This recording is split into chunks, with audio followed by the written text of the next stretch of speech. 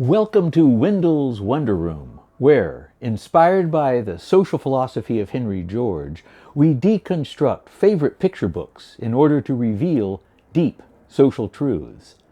In the next 10 minutes or so, we're going to reveal the hazy thinking that well-intentioned writers too often, inadvertently, distract and confuse kids and adults with. Strange, huh? Curious. After the reading and after some commentary, I'll be telling you a bit more about Wendell, the namesake of this channel, and a bit too about the social philosophy of Henry George. But now let's jump right into the reading of this week's episode. And by the way, this guy over here, that's Henry George. He'll be popping up every now and again to reveal stop and think about it moments. This episode's book selection is Clack Moo, Cows That Type by Doreen Cronin with pictures by Betsy Lewin. Farmer Brown has a problem. His cows like to type. All day long he hears click-clack, mrrr, click-clack, mrrr, clickety-clack, mrrr. At first he couldn't believe his ears. Cows that type? Impossible. Click-clack, moo, click-clack, moo, clickety-clack, moo. Then he couldn't believe his eyes. Dear Farmer Brown, the barn is very cold at night. We'd like some electric blankets. Sincerely, the cows. It was bad enough the cows had found the old typewriter in the barn. Now they wanted electric blankets. No way, said Farmer Brown. No electric blankets. So the cows went on strike. They left a note on the barn door. Sorry, we're closed. No milk today. No milk today, cried Farmer Brown. In the background he heard the cows busy at work. Click-clack, mrrr, click-clack, mrrr, clickety-clack, mrrr.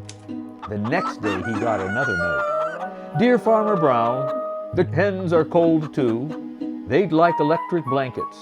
Sincerely, the cows. The cows were growing impatient with the farmer.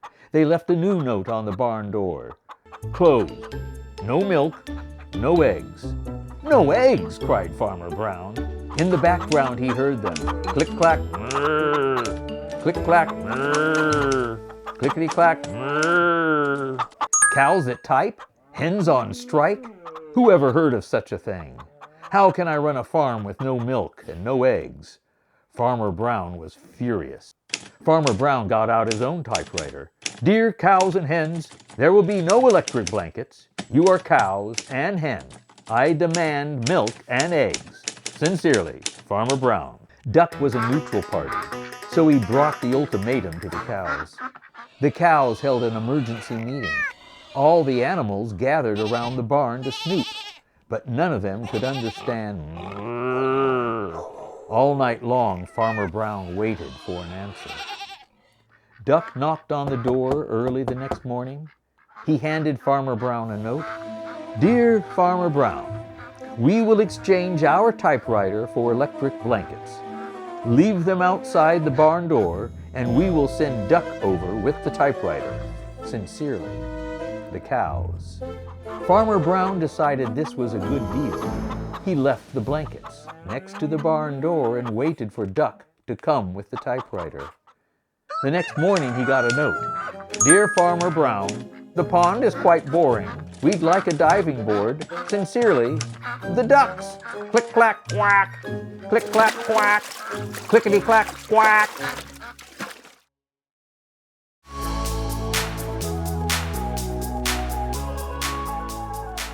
And now let's take a look at the Georgist interpretation of this story. Click-clack moo, cows that type. It seems to be a good labor story, doesn't it? The cows and the chickens and later the ducks all are demanding some compensation for what they're providing for the farmer. Whether it's milk, eggs, or with the ducks, perhaps it's their bodies. Maybe they're going to be made into duck soup. Who knows? So there's this exchange of something produced by the animals for which the animals want something in turn. In this case, the electric blankets for the cows and chickens, and for the ducks, it's a diving board that they end up requesting. But a Georgist interpretation would ask a deeper and more profound question, and that is, where is this farm and who owns it? Does the Farmer Brown fellow have a superior right to own the land on which the cows and the chickens and the ducks are? That's left out of this story, and although it seems at first glance to be, again, a reprisal of the usual labor versus capital argument, the more profound question is, who owns the farm itself?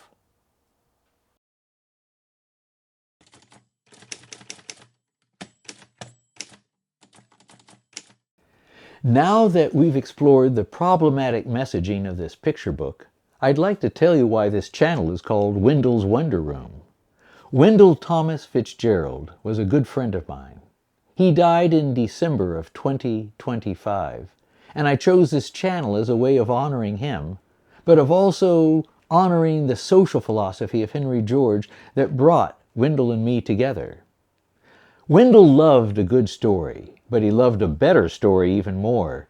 And it's the social philosophy of Henry George that illuminates the better story that's always there to be seen, in fact. That better social philosophy is the earth is the birthright of all people, and there's a practical, public policy way of making that meaningful. You can find out loads more about that social philosophy by researching Henry George, of course, or land value taxation, or, if you prefer, simply write me, David Geeson, at info@thecommonsSF.org. Hey, and thanks for tuning in.